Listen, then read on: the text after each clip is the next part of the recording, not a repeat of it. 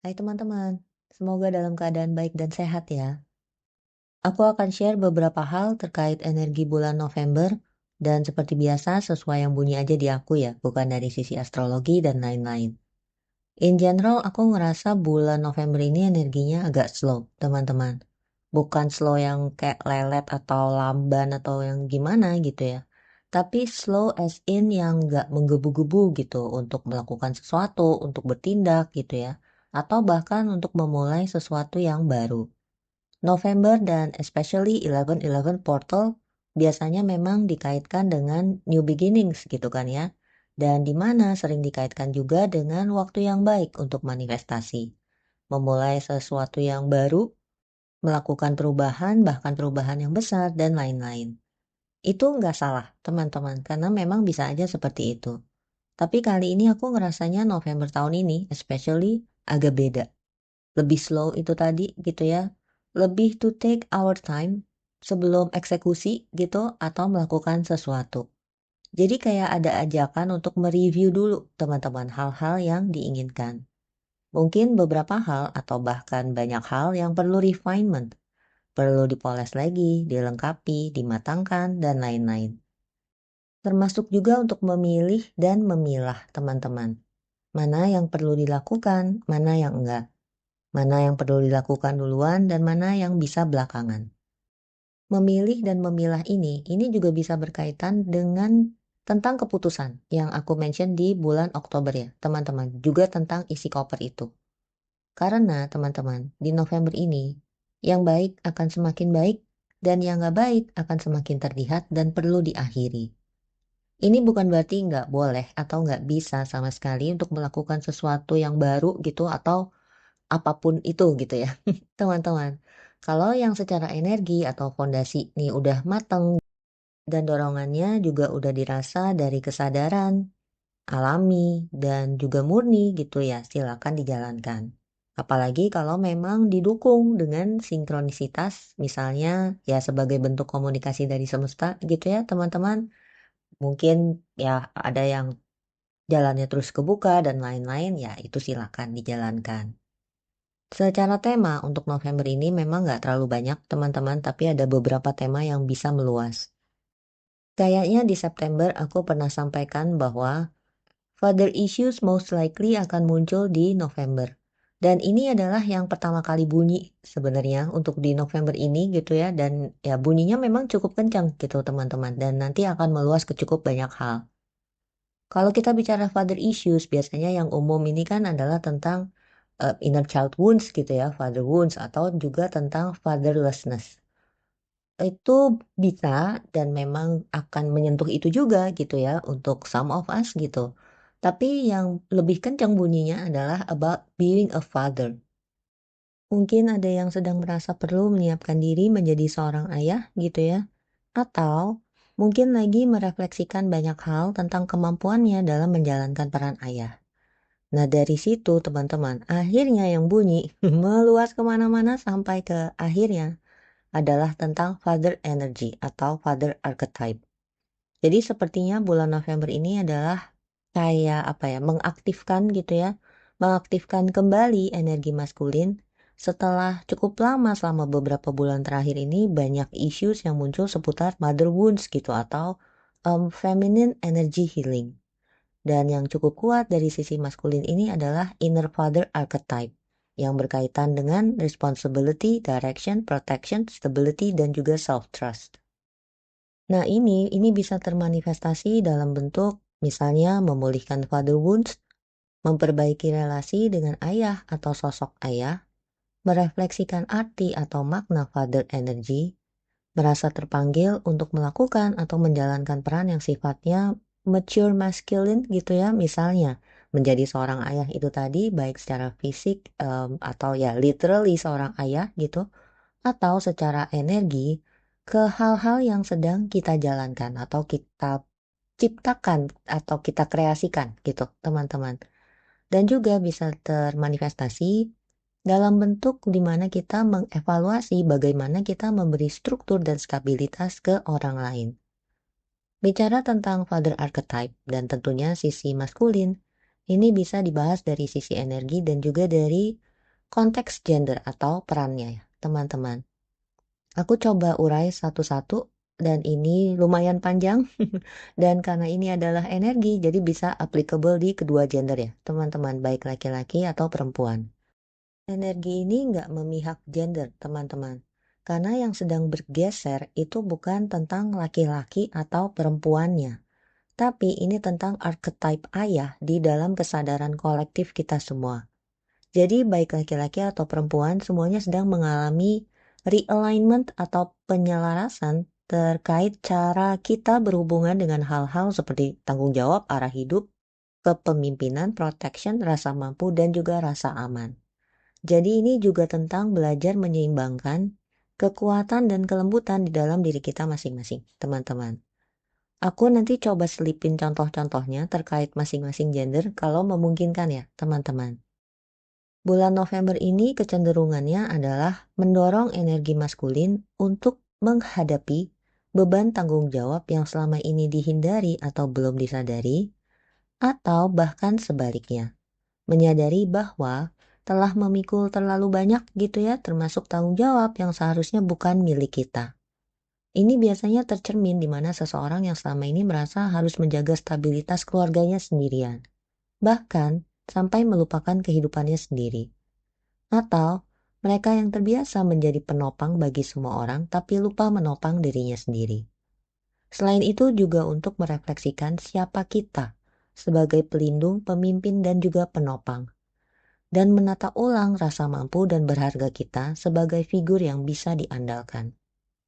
November datang membawa kesadaran baru bahwa cinta nggak selalu berarti harus menanggung segalanya. Melindungi itu nggak sama dengan mengontrol. Dan hadir bukan berarti harus selalu kuat. Energi ayah yang matang ini mengajarkan kita, teman-teman, untuk bisa membedakan mana tanggung jawab yang berasal dari kesadaran dan mana yang berasal dari rasa takut atau rasa bersalah. Dan mengajarkan kita juga untuk melindungi dengan cinta, bukan dengan kekhawatiran. Jadi ini untuk menuntun, teman-teman, bukan memaksa. Juga untuk membangun batasan, bukan tembok. Dan again ini berlaku ke semua gender ya, teman-teman, baik laki-laki maupun perempuan. Bagi yang laki-laki, mungkin di November ini terasa seperti ada panggilan untuk menata ulang makna kepemimpinan, yaitu bukan lagi soal siapa yang paling kuat, tapi siapa yang paling hadir. Dan bagi perempuan, mungkin muncul refleksi tentang jenis energi maskulin seperti apa yang ingin diundang dalam hidupnya, baik dalam bentuk pasangan maupun dalam dirinya sendiri. Karena memang banyak teman-teman perempuan yang selama ini juga memikul peran ayah di dalam keluarga, di mana ini perlu membangun struktur, menciptakan arah, dan juga menjaga keteguhan saat semua hal lain terasa goyah gitu ya atau nggak stabil. Dan ini teman-teman aku ngalamin banget. Dan aku kaget banget gitu ya, ternyata reflection yang baru aku tulis itu nyambung banget sama catatan awalku terkait energi update bulan November ini gitu. Aku baru ngehnya pas aku mau nyiapin ocehan ini. Dan kalau teman-teman terpanggil untuk membaca reflectionku itu tadi, itu adanya di IG account aku ya teman-teman, bukan IG-nya LTA. Jadi again kalau mau dibaca bisa di sana. Nah, ini semua teman-teman karena sekarang semesta ini memang mengundang kita semua untuk menghormati bagian itu, si energi ayah ini, tapi juga mulai melembutkannya di saat yang bersamaan. Ini dimana kita diajak untuk mempercayai bahwa apa yang udah dibangun akan tetap kokoh. Dan bahwa kita nggak perlu menahan seluruh dunia ini sendirian lagi, gitu. Pada akhirnya, teman-teman, energi ayah yang sejati ini bukan tentang memegang kendali, tapi tentang menjadi tempat yang aman bagi kehidupan itu sendiri. Proses ini, teman-teman, kadang-kadang memang bisa terasa berat gitu ya. Karena sifat energi maskulin ini kan adalah ingin menemukan jawabannya sendiri gitu ya. Artinya, kita perlu memberi diri kita atau orang lain untuk berproses sesuai ritme, cara, kebutuhan, dan pace-nya masing-masing. Misalnya gini, em, Ini khususnya mungkin untuk suami-suami gitu ya, yang tadi kayak lagi perlu membangun energi fathernya itu karena ingin menjadi seorang ayah gitu ya, atau mereview peran atau energinya sendiri dalam berperan sebagai ayah yang sekarang ini udah dijalankan sama ini gitu ya. Ya mungkin di sini artinya para istri atau pasangannya gitu ya, perlu memberi ruang untuk suaminya atau pasangannya itu untuk berproses gitu. Memberi ruang ini bukan berarti didiemin atau ditinggalin gitu ya teman-teman, tapi tetap hadir dengan empati gitu. Karena kalau didorong-dorong atau diburu-buru gitu ya, misalnya ditanya-tanya terus, dikasih solusi, dikasih tahu ini dan itu gitu, mereka tuh justru malah jadinya bisa menutup diri gitu. Karena mereka ini sedang menata fondasi identitas mereka sendiri.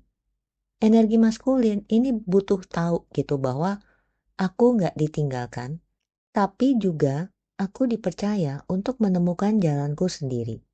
Jadi penting untuk menunjukkan kepercayaan gitu teman-teman, bukan kontrol. Dan ini sebenarnya healing juga teman-teman untuk energi feminin gitu ya, atau untuk para perempuan gitu. Di mana ini adalah belajar untuk menahan diri dari keinginan untuk memperbaiki atau menyelamatkan. Jangan-jangan keinginan untuk terlalu terlibat di proses pasangannya adalah manifestasi dari energi ayah di dalam dirimu sendiri yang perlu diseimbangkan. Mereka dasarnya ini bukan perlu menjauh, teman-teman. Mereka simply butuh space aja gitu untuk menata arahnya. Dan bagi pasangannya, aku rasa tantangannya adalah mempercayai proses itu tanpa merasa harus memperbaiki apapun atau ikut campur dalam bentuk apapun kecuali memang diminta, teman-teman. Selain itu semua tadi, teman-teman, Father Energy seperti yang aku mention sebelumnya, ini juga berkaitan dengan apa yang kita ciptakan atau kreasikan. Our creations lah intinya. Intinya gitu, teman-teman. Kalau Mother Energy itu melahirkan gitu ya, misalnya memberi kehidupan, cinta, kehangatan, nutrisi. Nah, Father Energy ini kayak membingkainya, teman-teman. Aku nggak nemu kata lain yang lebih tepat, jadi aku akan mentionnya membingkai gitu ya, dimana ini memberi struktur, batas, dan arah agar sesuatu ini bisa bertumbuh dengan aman. Ini adalah beberapa aspek Father Energy gitu ya dalam konteks spiritual, teman-teman, yaitu protection, direction, discipline, and integrity, provision, dan juga accountability.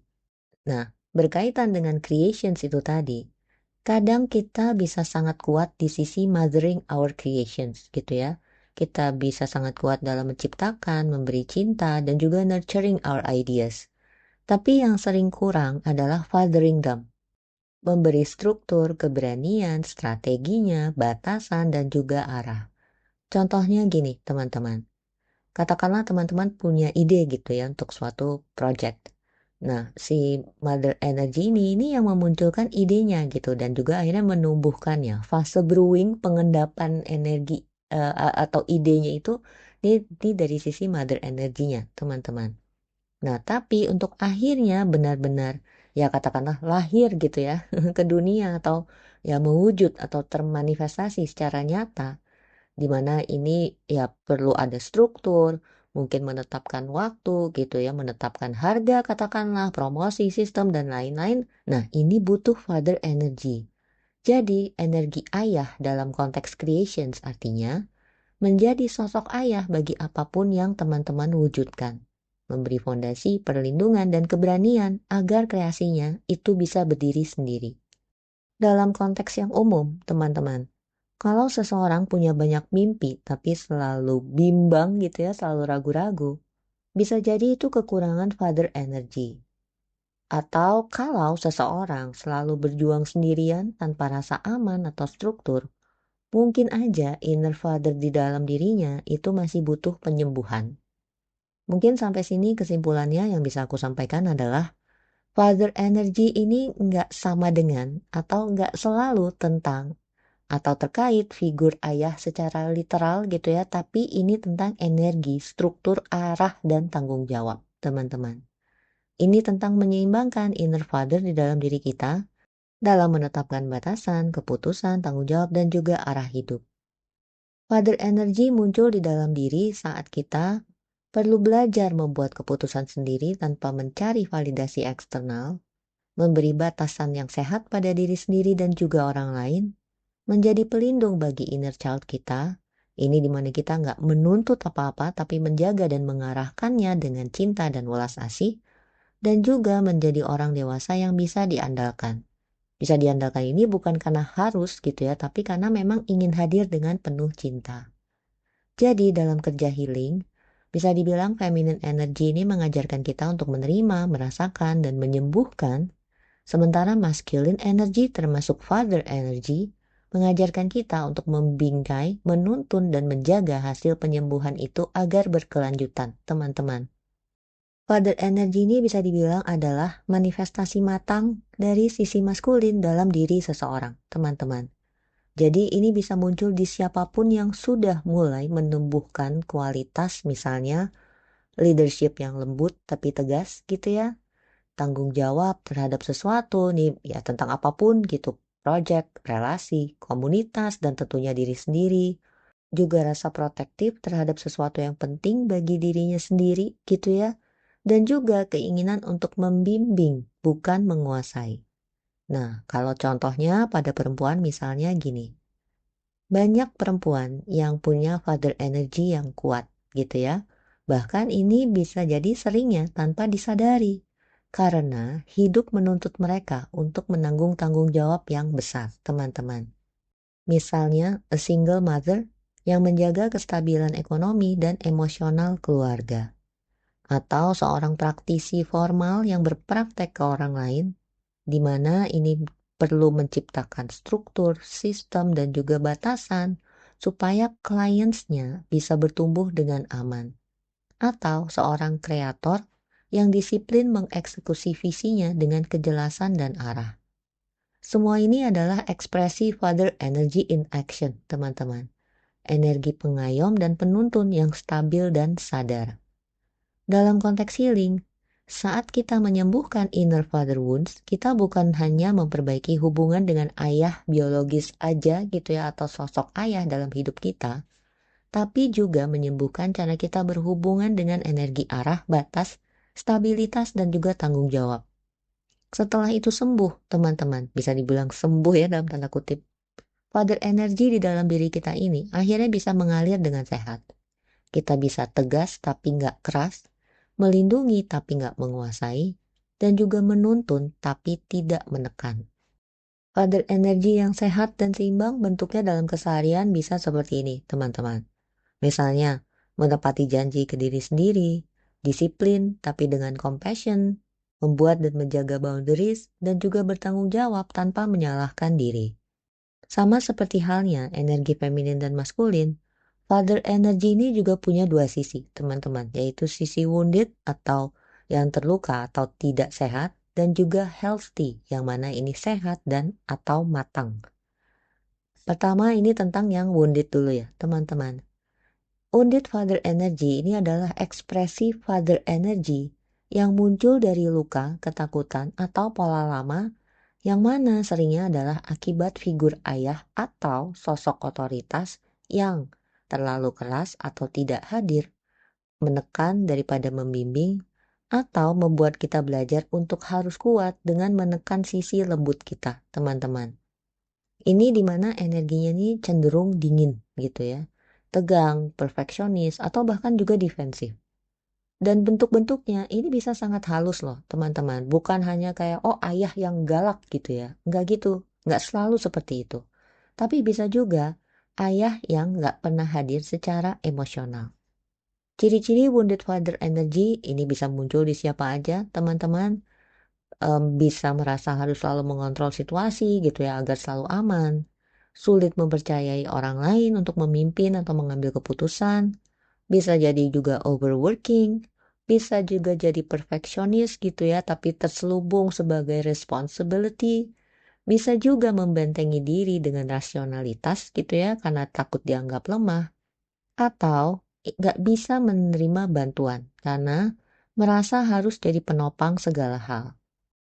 Di sini, di sisi wounded father energy ini energi dasarnya bisa dibilang, aku harus memastikan semuanya aman. Karena kalau enggak, nanti akan hancur gitu. Seringnya ini muncul dari pengalaman di mana kita nggak merasa aman di bawah figur ayah. Jadi akhirnya kita menginternalisasi keyakinan, aku harus jadi ayah bagi semua orang karena nggak ada yang menuntunku dulu.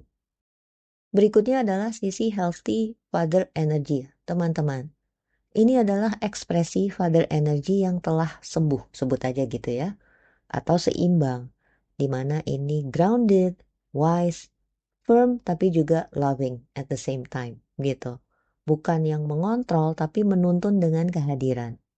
Ciri-cirinya adalah misalnya menjadi pelindung tanpa memenjarakan, memberi batas tapi dengan kasih, tegas tapi juga empatik, tahu kapan perlu menuntun dan kapan perlu mempercayai proses, bisa diandalkan tanpa mengorbankan diri sendiri, memimpin dengan visi bukan dengan ego, dan juga mengajarkan dengan contoh bukan dengan perintah. Nah, di sini energi dasarnya bisa dibilang, aku hadir, aku bisa diandalkan, aku memimpin dengan kasih. Kalau diibaratkan ya teman-teman, wounded father energy itu kayak pagar yang terlalu tinggi gitu ya dan berduri. Jadi ingin melindungi tapi membuat semuanya tuh kayak terkurung. Sedangkan teman-teman, healthy father energy ini adalah ya bisa dibilang kayak pagar gitu ya, pagar yang kokoh yang dimana ini memberi rasa aman dan ruang untuk bertumbuh. Nah, proses transformasinya ini bisa seperti ini ya, teman-teman. Silakan di-pause dulu kalau diperlukan. Healing Father Energy ini bukan tentang menjadi kuat tanpa rasa, teman-teman. Tapi tentang menjadi kuat dengan kesadaran dan kasih atau dengan cinta. Nah, Father Energy di November ini adalah bagian inti sebenarnya dari proses refinement dan sorting yang aku mention tadi sebelum new beginnings nanti benar-benar bisa dimulai. Aku coba urai kenapanya ya teman-teman dari sisi energi, archetype dan juga maknanya untuk ya bisa dibilang dalam perjalanan spiritual gitu. Father Energy adalah energi struktur sebelum pergerakan. Sederhananya teman-teman, kalau proses kehidupan ini bisa digambarkan sebagai siklus gitu ya, di mana ada lahir, tumbuh, berbuah, selesai, lahir lagi. Nah, yang namanya Father Energy ini muncul di antara fase selesai dan lahir lagi, teman-teman. Father Energy datang untuk menata ulang fondasi, menguatkan batasan, dan juga memastikan pelajaran lama benar-benar kita cerna gitu ya, sebelum akhirnya kita masuk ke bab baru. Ibaratnya, feminine energy ini bermimpi dan menumbuhkan, tapi father energy memastikan tanahnya stabil sebelum benih baru ditanam lagi. Makanya, di November ini khususnya, for some of us or possibly many of us, ini bukan waktunya untuk ngegaspol, teman-teman. Tapi bisa jadi ini waktunya untuk grounding, reviewing, dan juga aligning. Berikutnya, refinement adalah proses father energy beraksi. Refinement ini sebenarnya tindakan yang khas gitu dari father energy yang matang, teman-teman. Di mana father energy ini maunya, inginnya segalanya nih punya struktur dan arah yang jelas. Jadi, selama November ini, teman-teman, father energy bekerja seperti ini. Silakan di-post lagi kalau diperlukan ya, teman-teman. Jadi teman-teman, semua proses refinement, review, revisiting, dan juga redefining itu adalah ekspresi dari Father Energy. Berikutnya adalah sorting, teman-teman. Ini terkait keputusan dan juga batasan. Yang aku mention di awal tadi, di mana yang baik akan semakin baik dan yang gak baik akan semakin terlihat dan perlu diakhiri. Nah, itu sebenarnya adalah pure Father Energy in motion, teman-teman. Karena Father Energy ini berkaitan dengan discernment, yaitu kemampuan kita untuk melihat mana yang selaras dan mana yang nggak selaras. Father Energy ini kan nggak sentimental gitu ya teman-teman, nggak kayak Mother Energy gitu. Dan nggak impulsif juga seperti Child Energy. Father Energy ini realistic, clear, dan juga purposeful. Sorting ini adalah father energy yang menuntun kita untuk membuat keputusan secara dewasa, gak lagi mentolerir hal-hal yang menguras energi, dan juga menetapkan atau menegaskan batasan dengan love dan compassion. Jadi teman-teman, fase sorting di November ini bisa dibilang adalah hasil aktifnya father energy yang sedang memurnikan arah hidup kita. Nah, kenapa sih ini terjadi sebelum yang namanya new beginnings? Energi yang terbarukan ini ya, atau mungkin simpelnya sering disebut energi baru. Aku menghindari menggunakan kata-kata energi baru karena essentially energi itu nggak ada yang baru gitu ya teman-teman. Ya lebih mudahnya bisa seperti itu, cuman aku prefer menyebutnya dengan energi yang terbarukan. Ini nggak bisa bertahan di wadah lama teman-teman. Father energy ini muncul untuk memperkuat wadah kita dulu nih. Wadah fisik, emosional, spiritual, bahkan finansial gitu ya. Supaya saat new beginningsnya itu datang atau terjadi, mewujud gitu ya, yang mana ini bisa jadi di pertengahan Desember atau awal 2026 nanti, kita jadinya nih nggak roboh di tengah jalan gitu teman-teman. Tanpa father energy kita akan terburu-buru memulai tapi nanti akhirnya mudah lelah, kita nggak punya struktur untuk menopang pertumbuhan baru itu, dan juga kita bisa aja mengulangi pola lama, cuma bentuknya aja nanti yang baru. Jadi sebenarnya teman-teman, November adalah bulan transisi dengan peran father di semesta. Jadi November ini bukan selalu tentang memulai sesuatu yang baru ya teman-teman, again. Tapi tentang menegakkan fondasi agar kita siap untuk menerima yang baru. Energi ayah ini hadir atau muncul di bulan ini untuk menuntun kita untuk meninjau ulang keputusan itu tadi, menata ulang batasan-batasan, dan juga menyembuhkan hubungan kita dengan arah hidup kita sendiri. Ini aku rasa bukan waktunya untuk ngebut gitu ya, kecuali dengan beberapa catatan itu tadi yang aku mention di awal, kalau memang energinya, fondasinya udah firm, yaitu lain hal gitu ya, lain cerita. Tapi untuk sebagian atau kebanyakan dari kita, mungkin ini adalah waktunya untuk menancapkan akarnya ini lebih dalam gitu teman-teman. Supaya nanti saat angin perubahan datang, sebut aja gitu ya, kita bisa tetap berdiri dengan kokoh. Di balik semua perasaan atau yang terasa delay gitu ya, atau bahkan terasa stagnan, ini sebenarnya ada kebijaksanaan ayah teman-teman. Karena seorang ayah ini ya, ini kan nggak buru-buru pengen lihat anaknya lari-lari gitu atau berlari. Dia akan mastiin dulu nih, langkahnya udah stabil belum, nafasnya kuat atau enggak, jantungnya siap atau enggak, dan lain-lain gitu. Nah begitu juga kehidupan di bulan November ini teman-teman. Ini bukan untuk memperlambat kita, tapi melatih kekokohan kita. Mungkin sedikit teman-teman tentang kenapa November 2025 ini terasa lebih lambat gitu ya dibanding tahun-tahun sebelumnya. Aku rasa teman-teman udah tahu ya bahwa 2025 ini memang tentang penutupan gitu ya atau penyelesaian siklus secara besar-besaran. Dan mungkin bahkan banyak teman-teman yang mengalami ya katakanlah ending gitu ya, ending besar bahkan. Juga mungkin melihat pola yang berulang gitu ya untuk terakhir kalinya mungkin sehingga akhirnya bisa jadi terakhir gitu karena akhirnya ditutup atau diselesaikan, dan juga menghadapi ya sebut aja ujian kelulusan spiritual gitu ya dari tema-tema lama misalnya inner child, relasi, uang, identitas, dan lain-lain.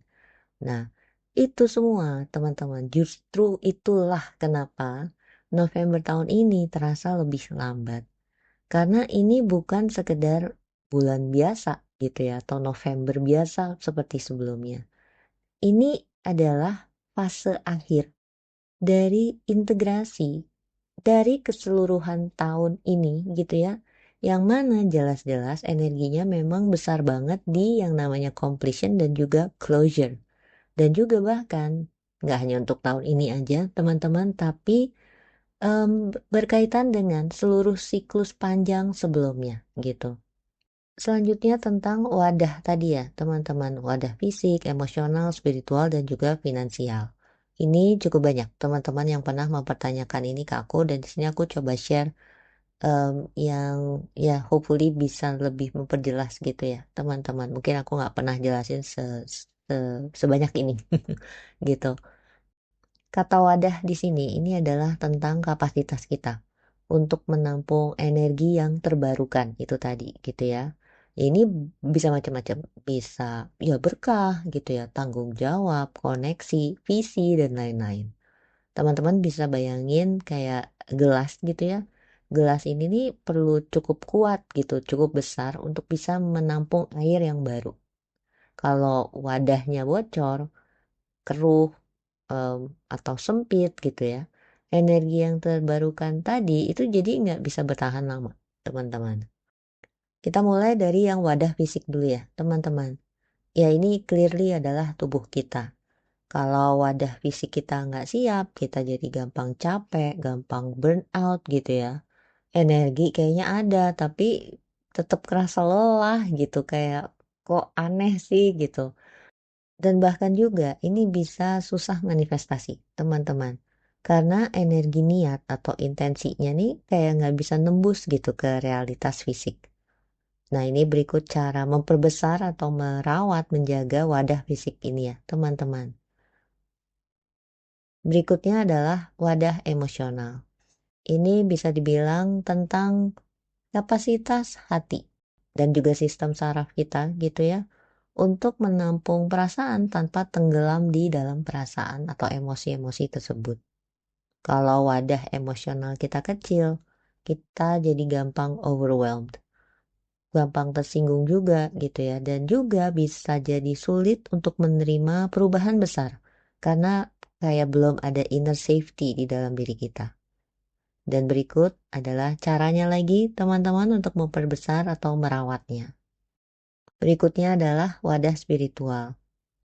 Ini adalah kapasitas kesadaran kita untuk menampung kebenaran, kesadaran atau cahaya baru gitu ya.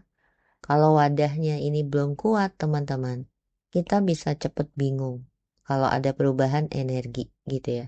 Bingung, restless, kayak nggak jejak, nah macam-macam itu tadi ini karena wadah spiritualnya yang belum kuat. Atau bisa juga mudah kehilangan arah gitu. Dan bahkan bisa kesulitan membedakan intuisi dan ilusi atau pikiran atau ego dan lain-lain gitu ya. Dan lagi-lagi ini cara memperbesar dan merawatnya, teman-teman. Yang terakhir adalah wadah finansial. Ini tentunya berkaitan dengan energi material gitu ya dan juga keamanan di dunia fisik. Kalau wadah finansial kita belum siap, kita bisa kayak ya uang masuk sih, tapi habisnya juga cepet gitu atau cepet keluar gitu ya. Kita juga bisa jadi sulit menerima yang disebut atau dinamakan keberlimpahan gitu ya, karena ada rasa bersalah atau bahkan rasa takut yang nggak kita sadari. Dan wadah ini juga belum siap kalau masih ada mindset scarcity gitu ya atau kekurangan yang masih aktif. Dan ini cara memperbesar dan merawatnya ya, teman-teman. Jadi teman-teman bisa dibilang juga bahwa November ini adalah bulan perbaikan wadah. Seakan-akan semestanya lagi nyoba ngomong ke kita gitu ya. Sebelum kamu menerima gelombang baru di 2026, perkuat dulu fondasinya. Perbesar dulu wadahnya gitu ya. Supaya nanti yang datang itu nggak akan tumpah jadi sia-sia. Jadi ya itu teman-teman bisa aja semuanya jadi terasa pelan gitu ya karena memang yang dikerjain ini bisa dibilang bukan hal kecil gitu kan ya. Tapi ini kompilasi dari seluruh pelajaran 2025. Nah itu yang terkait father energy ya teman-teman. Sebenarnya ada lagi apa ya uraiannya masih banyak gitu cuman aku ngeliat sampai sini kok udah setengah jam lebih. Jadi mungkin itu dulu. Aku lanjut ke tema-tema lainnya. Mungkin suatu saat nanti kalau memang ada apa ya, ada keselarasannya mungkin bisa diurai. Aku sampaikan lagi tentang father energy itu. Tapi aku rasa sekarang cukup dulu. Tema berikutnya atau tema lainnya, energi lain yang muncul kali ini di bulan November ini adalah terkait reunion. reconciliation, dan juga past energy. Jadi teman-teman, di bulan November ini mungkin ada sebagian dari kita gitu ya, yang merasakan ya bisa dibilang energi seseorang dari masa lalu gitu ya. Sebenarnya bisa energinya aja teman-teman, atau memang secara fisik gitu ada orang lama yang muncul lagi. Nah, kata reunion atau reconciliation ini nggak selalu tentang restart gitu ya, atau memulai sesuatu bersama gitu ya, memulai sesuatu yang baru bersama gitu. Tapi bisa juga teman-teman bertemu atau energi itu muncul, itu ya bisa dibilang to bring closure gitu ya, or clarity, untuk bisa memahami isu atau koneksinya ini secara berbeda, secara lebih sadar, lebih wise gitu ya, dan mungkin aja juga lebih netral. Kemunculan ini memang bisa aja jadi ajakan, undangan, kesempatan untuk kita memulihkan diri gitu ya, lebih lagi. Atau ya bisa juga untuk mengingatkan kita sebenarnya bahwa oh ternyata aku udah berjalan sejauh ini ya. Itu bisa juga kayak gitu, teman-teman. So, most likely, or for most of you, for most of us gitu ya, arahnya lebih ke revisiting unfinished stories gitu. Ya tapi bisa juga untuk sebagian dari kita lainnya ini benar-benar ya literally reunion gitu, atau reconciliation itu tadi secara fisik gitu ya, teman-teman, again memulai sesuatu yang baru dan apa ya, dengan cara yang lebih sehat, dengan energi yang lebih baik, kesadaran yang lebih baik, dan lain sebagainya gitu, teman-teman. Berikutnya ini tentang relasi. Ini bisa dibilang adalah hmm, perubahan gitu ya, perubahan di dinamika relasi gitu, atau perubahan ya, atau pergeseran ya, pergeseran peran gitu dalam dalam sebuah relasi gitu. Jadi misalnya yang tadinya berteman gitu ya, akhirnya jadi sahabat gitu ya. Jadi tadinya temenan biasa, kenal-kenal, say hello aja, tapi akhirnya jadi dekat gitu ya. Bisa dibilang sahabat. Atau tadinya temenan biasa, akhirnya jadi partner bisnis gitu misalnya. Atau tadinya berteman terus jadi pasangan romantis, nah itu juga bisa. Atau yang tadi pacaran akhirnya mungkin bertunangan, dan akhirnya yang bertunangan menikah, atau dari pacaran langsung menikah ya, kayak gitu-gitu, intinya ada perubahan gitu ya. Atau mungkin malah sebaliknya juga teman-teman, yang tadinya bersama malah jadi berpisah gitu ya. Ini makanya memang kita jadi sering melihat gitu ya teman-teman, entah di kehidupan kita sendiri, atau di sekitar kita, atau bahkan secara luas gitu ya, di sosial media banyak sekali yang terjadi ini dan itu gitu. Ya ini memang karena eh, secara kolektif banyak emosi yang terpendam gitu ya, akhirnya bermunculan teman-teman. Banyak juga kebenaran-kebenaran bisa dibilang kayak gitu ya, yang selama ini terpendam atau dipendam, ini akhirnya disuarakan atau diekspresikan, atau bukan sengaja kitanya yang menyuarakan atau mengekspresikan, tapi semesta atau Tuhan yang menunjukkan gitu. Dan juga secara kolektif ini banyak menyadari, kita banyak yang menyadari akhirnya siapa sih yang tulus dan siapa yang enggak gitu. Nah itu makanya akhirnya relasinya pun jadi ikut berubah. Ya ini sebenarnya apa ya teman-teman, bukan wah kok jadi pisah, kok jadi kayak em, ada itu kehilangan atau apa segala macam, kok jadi kayak berantakan misalnya, kok jadi kayak aneh gitu ya. Ini especially kalau yang memang em, endingnya bisa dibilang sesuatu yang mungkin menyakitkan gitu ya. Mungkin kalau perubahannya kayak dari teman jadi sahabat, ya itu kan sesuatu menyenangkan gitu ya, sesuatu yang menyenangkan kita biasanya nggak ambil pusing gitu kan. Giliran sesuatu yang nggak nyaman, nggak enak, nyakitin kita, eh, bisa jadi runyem gitu. Nah ini sebenarnya bukan berantakan, bukan chaos gitu teman-teman. Ini justru sebenarnya kayak sebuah clarity, ini lagi menampakkan diri bisa dibilang gitu ya. Jadi, ya again seperti yang aku mention tadi teman-teman, yang baik akan semakin baik dan yang nggak baik itu akan semakin terlihat dan ya itu perlu diakhiri. Entah perlu diakhiri intentionally by us gitu ya atau semesta yang Tuhan yang emang ibaratnya ya kasarnya sebut aja kayak turun tangan gitu nunjukin bahwa ini udah begini loh, lo mau begini terus apa enggak sih gitu, mau berubah apa enggak, mau diakhiri apa enggak, mau ambil keputusan yang jelas atau enggak dan lain-lain gitu, ibaratnya gitu teman-teman. So, again, ini bukan tentang kehilangan gitu ya, atau bahkan manifestasi ya, ya hal-hal yang baik itu tadi mungkin kita bisa bilang, oh ini hasil manifestasi aku gitu ya, boleh aja. Tapi buat aku sih ini enggak, buat aku ini lebih tentang penyelarasan aja, teman-teman bahwa ya yang selaras akan menemukan jalannya masing-masing gitu. Berikutnya adalah tentang menyelesaikan yang belum selesai. Tying loose ends ini tiba-tiba bunyi gitu. Berapa 2 hari yang lalu kayaknya aku lagi mulai mencoba mengumpulkan ini bulan November bunyinya apa gitu ya tiba-tiba bunyi ini. Ya aku rasa ini bagian dari completion dan juga integrasi itu ya teman-teman ya ibaratnya ini ajakan dari semesta gitu untuk menutup menutup beneran nih sesuatu yang masih terbuka atau ya belum selesai gitu ya sebelum akhirnya ya itulah kita menempuh jalan baru memulai babak baru bahkan memulai buku baru gitu bisa dibilang aku rasa ini adalah kayak kayak gate kayak gerbang, portal, pintu terakhir gitu ya, atau ya mungkin bisa juga disebut kayak jembatan gitu ya, ke Desember di mana energi new beginningsnya mungkin akan bisa lebih dirasakan. Yang berikutnya adalah terkait pekerjaan, karir dan juga possibly purpose gitu. Seperti halnya again yang aku mention tadi gitu ya, yang semakin baik yang baik akan semakin baik dan yang enggak ya akan semakin terlihat dan perlu diakhiri gitu. Nah, ini juga berlaku di aspek ini, teman-teman. Termasuk juga tentang memilih dan memilah itu tadi, teman-teman. Teman-teman mungkin akan melihat gitu ya atau merasakan sendiri bahwa yang selaras nih emang makin selaras ya ternyata gitu dan bahkan berkembang atau berekspansi gitu.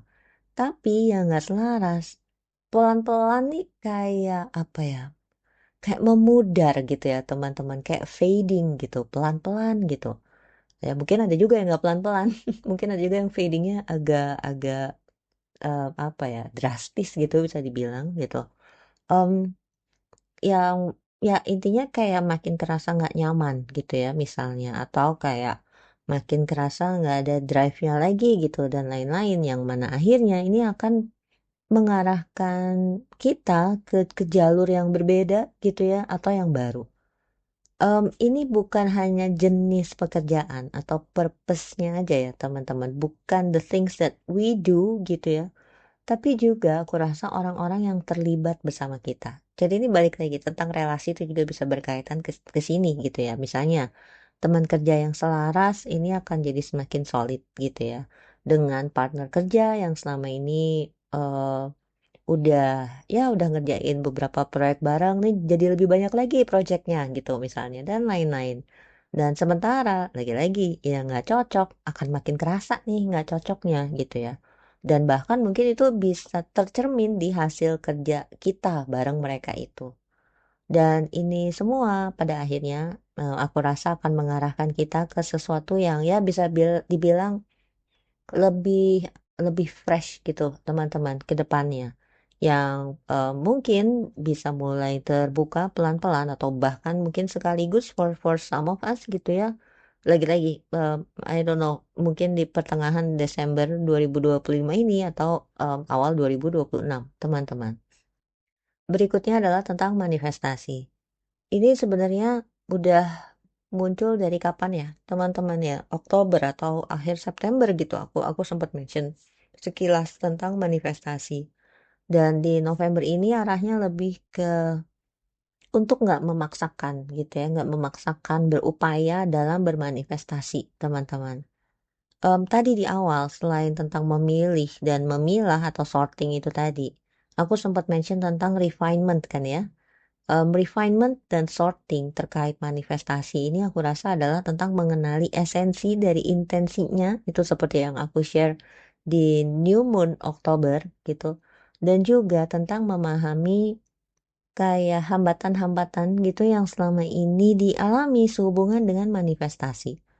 Ini artinya terkait memahami pola, limiting beliefs, dan lain-lain gitu. Sehingga akhirnya kita bisa memilih nih dan memilah mana yang dirasa mendukung manifestasi kita dan mana yang enggak. Nah, yang biasanya terjadi adalah saat kita udah mulai paham pola gitu ya dan juga paham pelajarannya dan juga udah bisa mengenali esensi dari intensi itu tadi, teman-teman. Biasanya kita nggak ada lagi dorongannya gitu ya untuk mengupayakan atau berusaha terlalu keras dalam memanifestasikan sesuatu, teman-teman. Karena energinya, teman-teman, ini bertransmutasi. Akhirnya berubah, bertransmutasi menjadi flowing gitu. Bisa mengalir dan juga surrender. Dan akhirnya kita akan mengizinkan hal-hal tersebut untuk bermunculan secara alami. We will allow things to unfold naturally. Aku rasa intinya ini bukan saatnya untuk berupaya keras dalam manifestasi gitu, tapi lebih ke berselaras dengan hal-hal yang kita ingin manifestasikan, teman-teman. Jadi itu kalau tentang energinya yang ketangkap, yang bunyi di aku, teman-teman. Terus mungkin aku rasa jadi ada pertanyaan kali ya. Terus mesti gimana? Di bulan ini, di bulan November ini terus mesti apa? Mungkin ada yang bertanya-tanya ya ibaratnya how to-nya gitu ya. Aku mungkin tidak bisa memberi semua jawaban how to-nya gimana, solusi ibaratnya gitu ya. Em, aku akan share dari dua sisi gitu, teman-teman. Mungkin pertama adalah dari sisi aku atau eh, dan LTA gitu ya. Yang kedua dari mungkin practical things yang bisa dilakukan sehari-hari gitu, bisa dibilang gitu. Yang dari aku atau LTA, clearly aku nggak bisa menemani semua teman-teman di sini satu persatu secara dekat gitu ya teman-teman. Bukan aku nggak mau, tapi kan ada kapasitas juga yang tentunya terbatas. Dan LTA tentunya nggak bisa mewadahi semua kebutuhan teman-teman. Aku hanya bisa atau yang bisa dijalankan atau disediakan di LTA sesuai peran yang memang diberikan ke aku. Bisa dibilang gitu ya. In this case untuk bulan November dan seterusnya ya, nggak hanya November aja teman-teman, karena November ini kan ya again kayak fondasinya dan segala macam nanti mempersiapkan untuk jangka panjang gitu. Yang bisa ditawarkan di LTA mungkin saat ini yang bisa aku sampaikan adalah 4 hal atau 4 cara gitu ya. Pertama ini adalah rangkaian guided meditation dari Mas Adi Prayuda.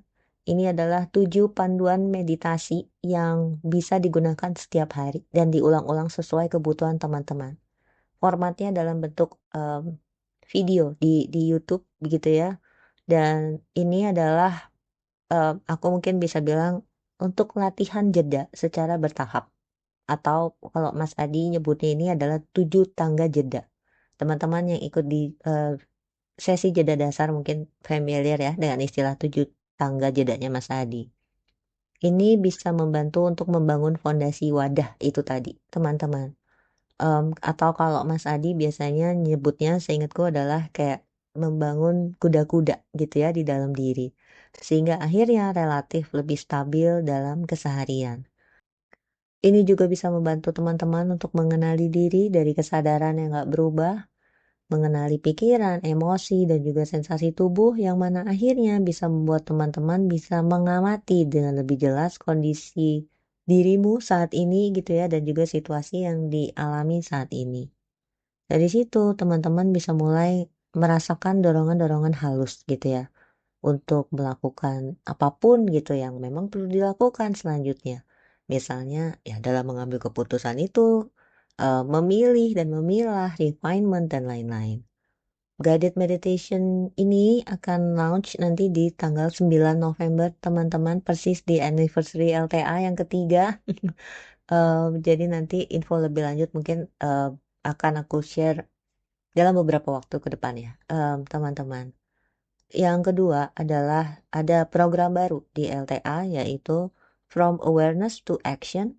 A 6-Week Transformation Journey.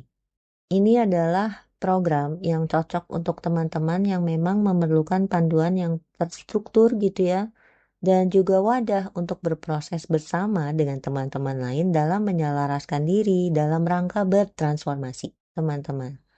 Dan ini adalah suatu program yang diusulkan oleh salah satu teman LTA sebenarnya dan udah cukup ya lama yang lalu gitu ya.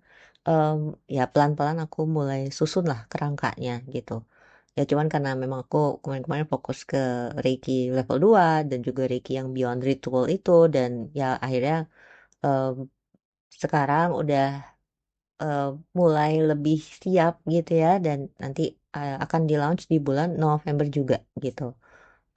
Yang mana aku rasa ternyata aku baru sadar bahwa ya selaras dengan energi atau tema yang aku share tadi gitu terkait refinement dan juga sorting. Di program ini teman-teman nanti akan bersama-sama kita semua bersama-sama berproses untuk refleksi dan juga review gitu ya, menyadari pola atau kebiasaan lama atau limiting beliefs itu tadi yang ada selama ini gitu ya. Ya kalau dikaitkan dengan energi ayah itu tadi, teman-teman mungkin juga dari situ bisa mengenali tentang misalnya tanggung jawab yang bukan milik kita gitu, dan juga dan atau bahkan issues terkait father wounds gitu ya. Kita juga bersama-sama berproses untuk release dan realignment, ini di mana kita melepaskan peran, habit, pola, dan juga keyakinan lama yang membatasi, dan setelah itu menyusun dan mengambil langkah-langkah yang lebih selaras, teman-teman. Di sini kita juga sama-sama berproses untuk rebuilding inner structure.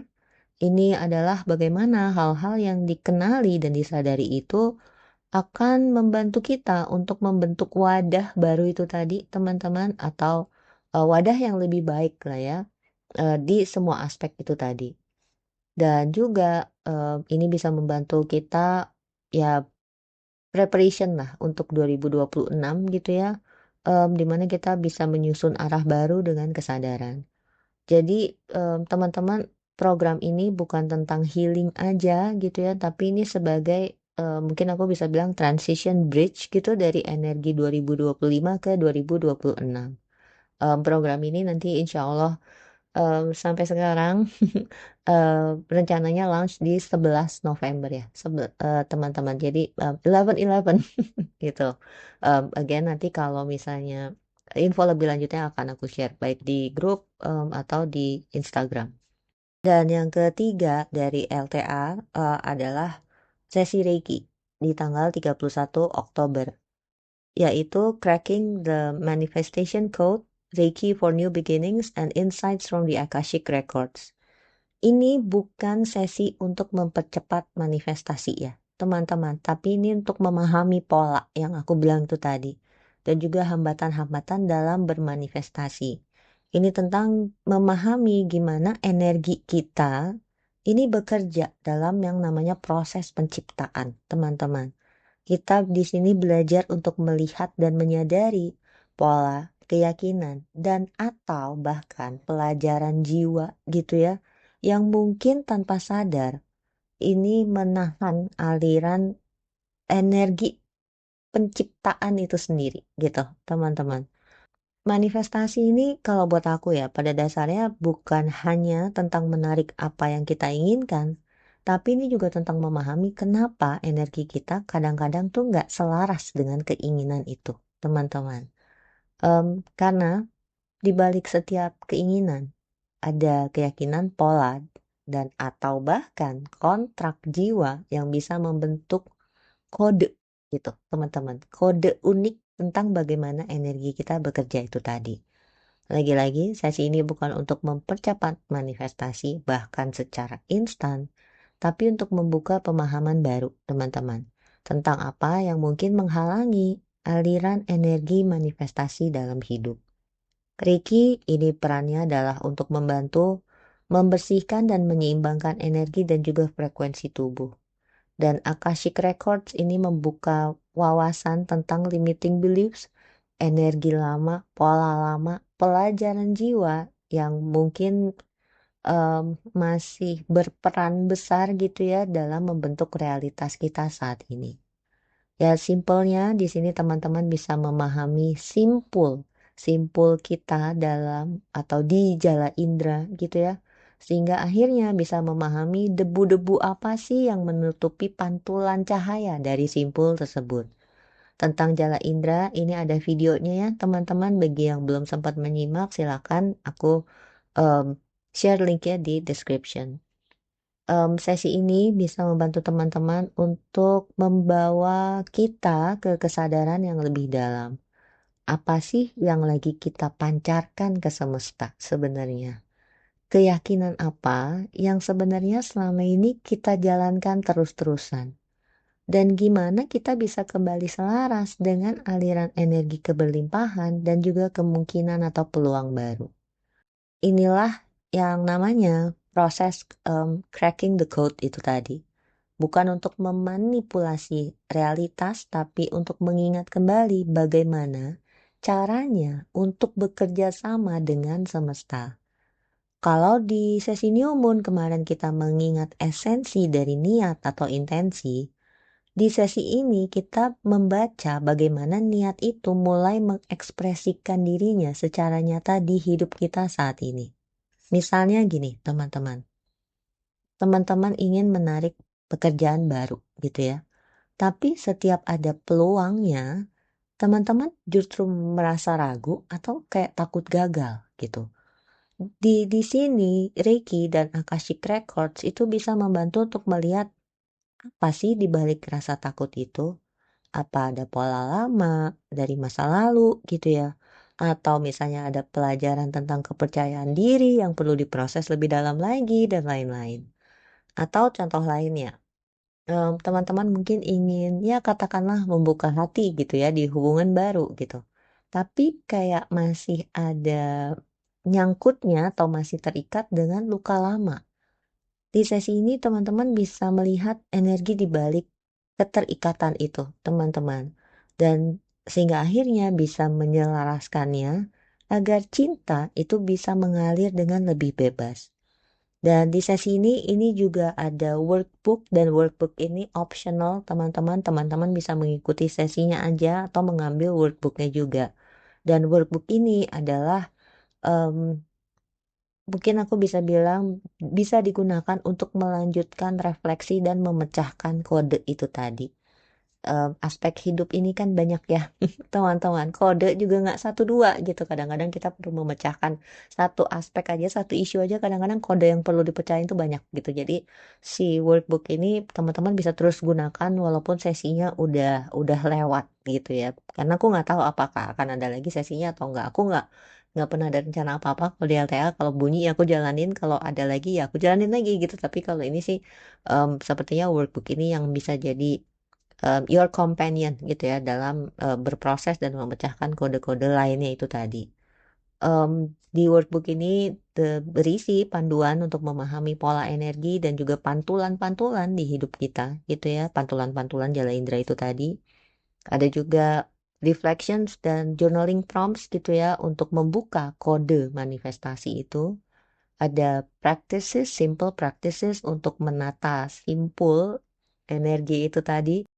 Dan juga untuk latihan atau proses ya, proses menulis ulang skrip energi kita dari kesadaran yang baru, teman-teman. Dan yang keempat yang bisa ditawarkan di LTA saat ini adalah pelatihan Reiki. Ini adalah pelatihan formal dengan sertifikat, teman-teman. Dan ini bisa jadi wadah penyelarasan baru bagi teman-teman gitu ya. Karena ini bukan hanya pelatihan teknik aja, tapi ini aku bisa bilang reinitiation into self trust gitu ya. Ini tentang membangun diri kita sendiri. Di dalam atau di konteks energi November ini, pelatihan Reiki ini adalah cara untuk mengaktifkan inner father and mother energi secara seimbang. Pelindung dan penerima, struktur dan aliran, dan lain sebagainya, teman-teman. Jadi di tengah energi kolektif yang memang sedang mengurai dan menata ulang segala macam hal, Reiki ini bisa jadi jembatan antara chaos dan ketenangan batin kita.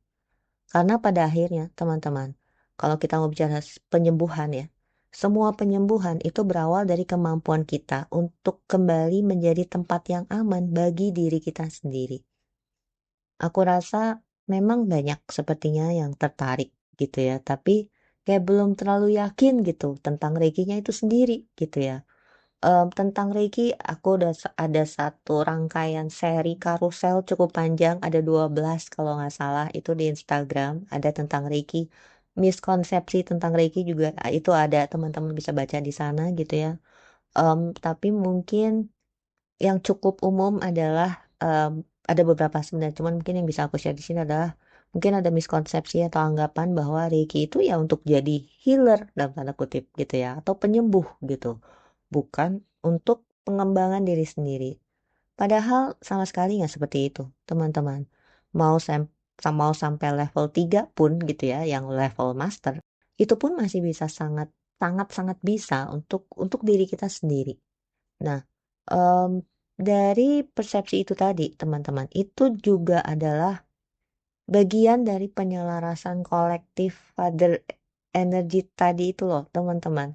Karena gini, banyak orang yang masih melihat Reiki ini dari kacamata otoritas eksternal, bisa dibilang gitu ya. Di mana maunya ada kepastian, ada metode tertentu, struktur yang bisa diukur secara rasional dan lain-lain. Padahal Reiki ini melampaui yang namanya logika dan juga otoritas luar, teman-teman. Karena Reiki mengajak kita untuk mempercayai bimbingan atau suara batin kita sendiri. Makanya bisa jadi nggak semuanya, mungkin ya sebagian aja gitu ya, yang masih ragu sebenarnya ini bukan karena nggak tertarik sama Reikinya, tapi bisa jadi karena sedang berhadapan dengan rasa takut untuk mempercayai kekuatan lembut yang ada di dalam dirinya sendiri. Em, Banyak orang juga mengira bahwa itu tadi ya, Reiki adalah teknik penyembuhan untuk menolong orang lain.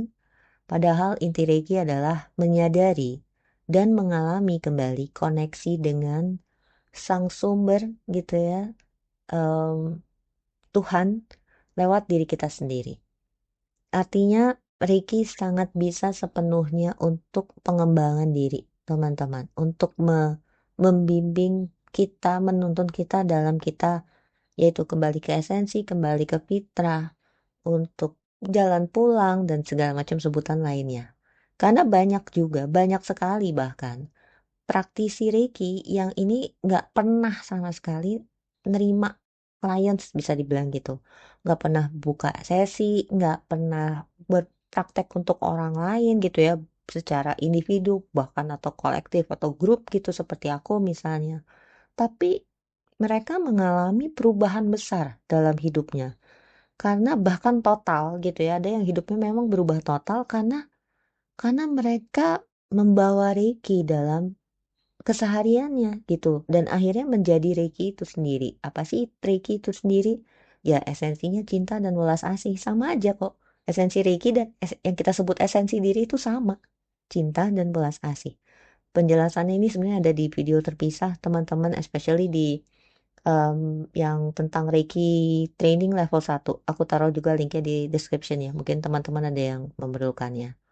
Em, Ya orang-orang ini ya, teman-teman ini praktisi yang memang akhirnya mengalami perubahan dalam diri mereka ini, akhirnya merasa lebih tenang gitu ya, lebih intuitif.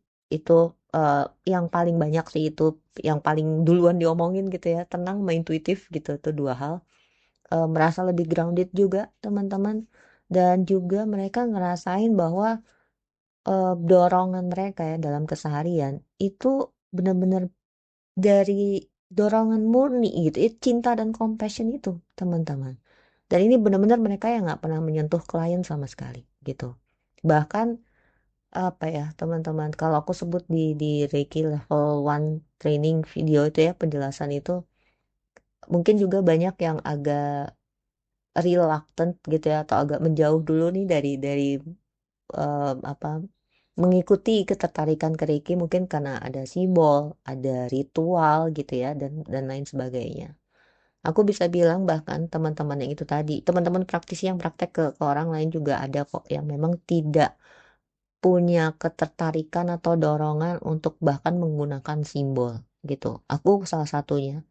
Aku dulu pakai up to a point di mana aku dengar lepas semua yang bukan aku, hanya huruf besar. Oke, baiklah, aku lepas semuanya, no more ritual macam-macam, nggak pakai kristal, nggak pakai simbol dan lain-lain. Reiki juga bukan tentang tools pendukung ritual yang jelimet. Reiki itu sangat-sangat simpel, teman-teman. Ritualku sendiri ya, kalau aku boleh share, itu cuma tiga. Aku wudhu, niatnya untuk membersihkan semua ucapan, pikiran, penglihatan, pendengaran, tindakan, langkah ku sebelum sesi itu atau bahkan seharian gitu ya. Habis itu aku grounding supaya center di sini gini. Aku Al-Fatihah and then the session would start. Udah, that's it. Udah nggak ada apa-apa lagi. Setelah itu aku tutup, berdoa dan selesai. Udah sesimpel itu, teman-teman. Jadi sangat-sangat nggak jelimet gitu ya. Again, Reiki bukan tentang menyembuhkan orang lain, bukan hanya tentang menyalurkan energi lewat tangan or whatsoever, tapi tentang menjadi ruang space yang sadar di mana penyembuhan itu bisa terjadi, teman-teman. Jadi kalau teman-teman belajar Reiki hanya untuk diri sendiri, itu udah amat sangat cukup.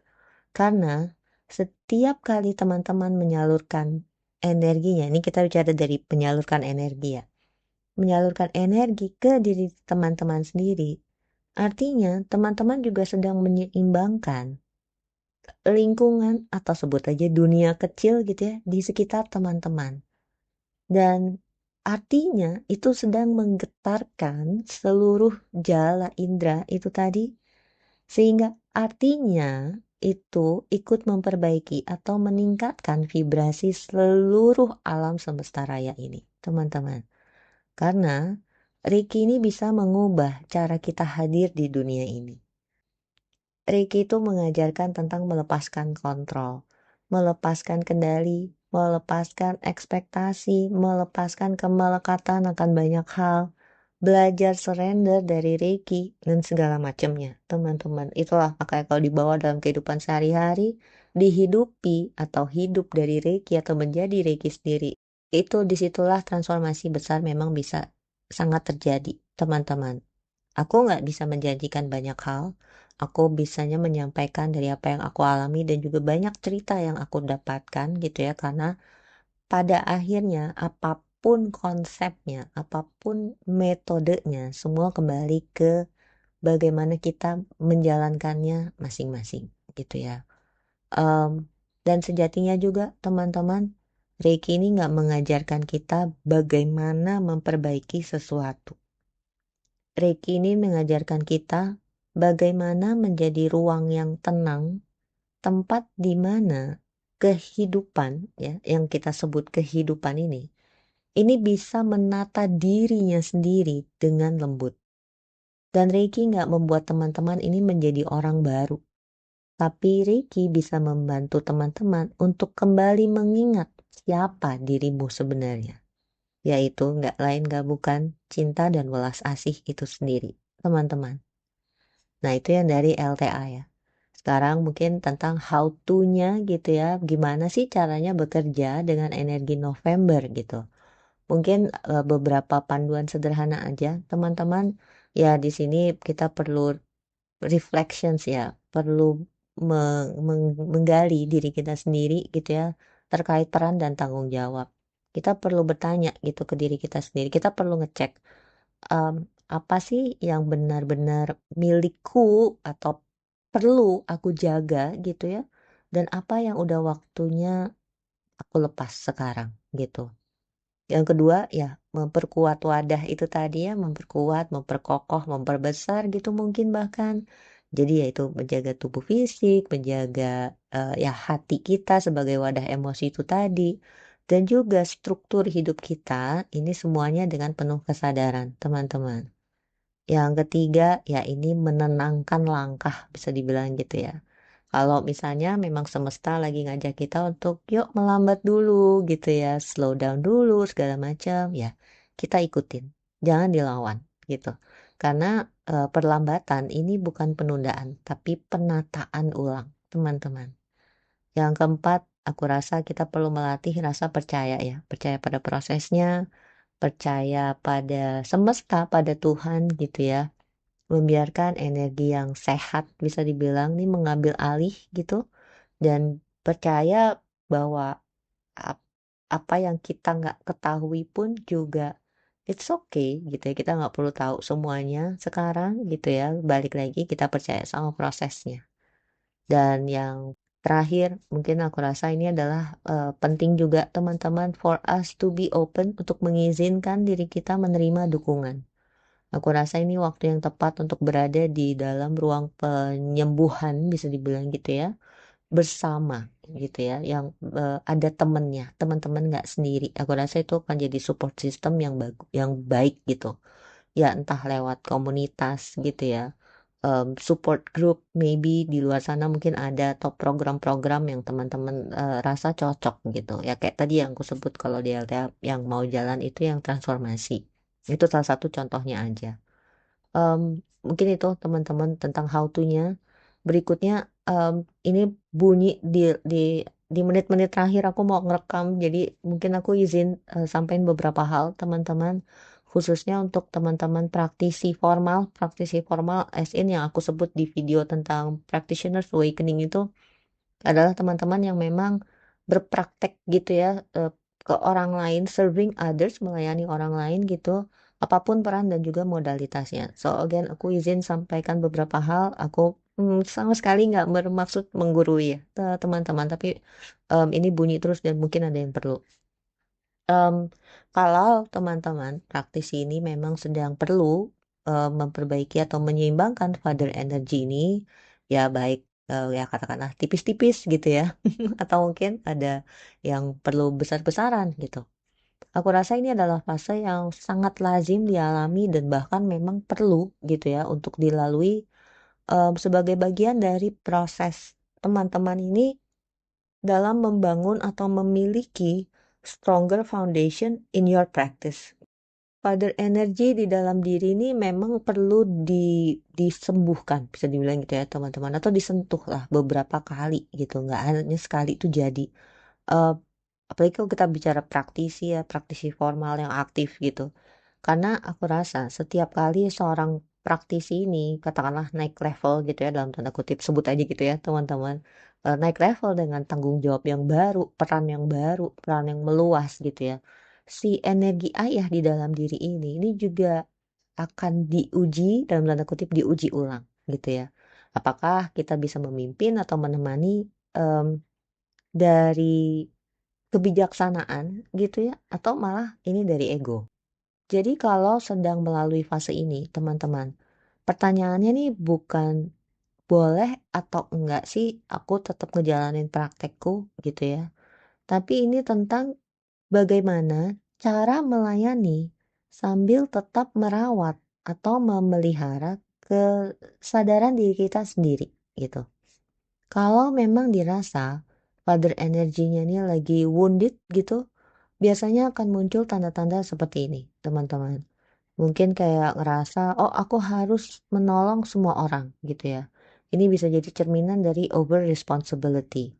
Mungkin merasa sulit beristirahat gitu karena takut mengecewakan misalnya ya. Ya ini bisa jadi tanda hyper accountability gitu. Atau mungkin juga butuh ngerasa dibutuhkan supaya ngerasa berharga.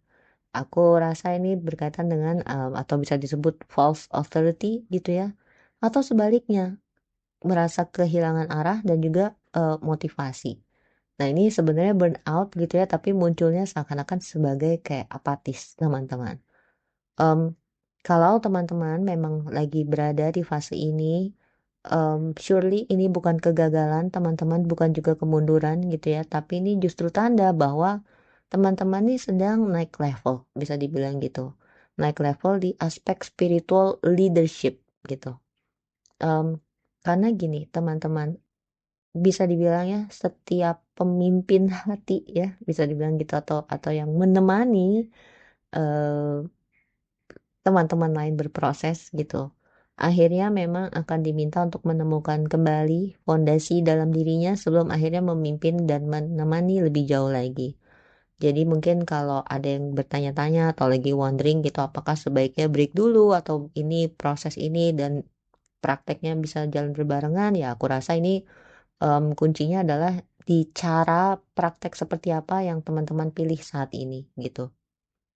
Misalnya gini, kalau memang saat ini dirasa lagi exhausted banget gitu ya, baik secara fisik atau emosi, ya mungkin ada baiknya jeda dulu, teman-teman. Ambil jeda secara penuh gitu bahkan ya. Jadi kayak ya break dulu lah.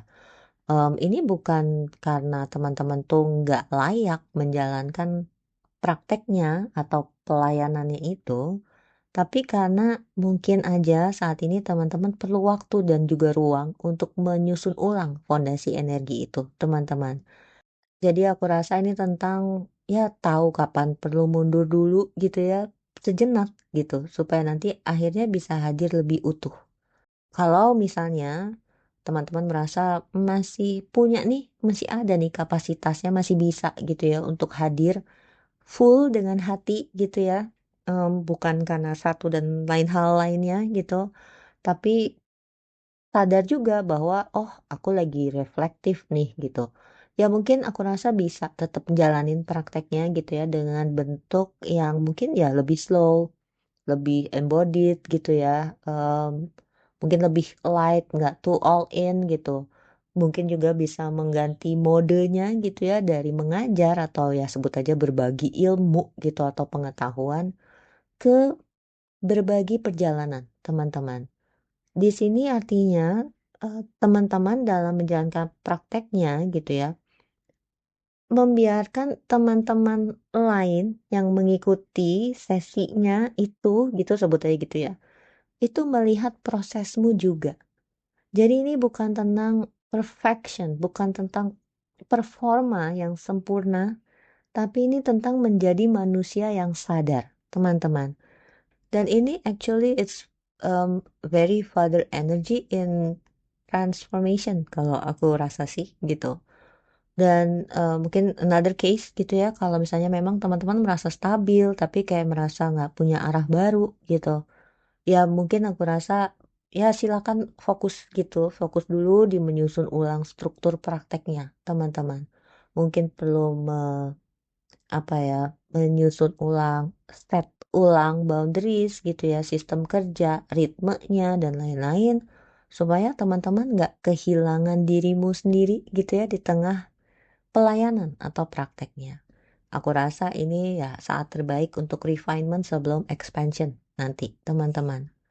Ya, aku rasa intinya silakan tetap menjalankan, melayani gitu ya. Kalau memang dorongannya datang dari kehadiran, bukan kewajiban atau pencarian pencapaian tertentu gitu.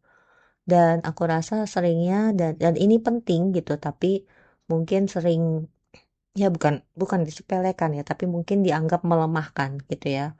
Em, Justru saat kita jujur bahwa ya kita sedang berproses gitu, itu artinya kita juga memberi apa ya teman-teman, memberi rasa ke orang lain, ke teman-teman lain untuk kayak mengizinkan diri mereka untuk berproses tanpa rasa bersalah juga gitu. Karena biasanya dari situ dari kita juga menunjukkan bahwa kita berproses. Banyak orang yang justru jadi lebih bisa relate sama kita, teman-teman. Kita nggak dilihat sebagai seseorang yang kayaknya udah beres semuanya, udah nggak punya PR, udah baik-baik aja. Tapi ternyata, oh sama ya kayak aku, sama ya masih berproses juga gitu. Dan itu apa ya teman-teman, such a relief sebenarnya to see someone out there yang memang mengalami proses yang mungkin nggak plek-plekan sama, tapi oh ternyata berproses juga gitu, sehingga akhirnya berproses bareng mungkin bahkan gitu ya. Em, dan aku rasa itu teman-teman sebenarnya adalah bentuk mungkin bisa dibilang kepemimpinan tertinggi gitu ya, integrated vulnerability. gitu, teman-teman. Mungkin itu ocehanku yang super duper panjang lagi kali ini. Semoga berkenan, semoga bermanfaat ya teman-teman. Terima kasih teman-teman.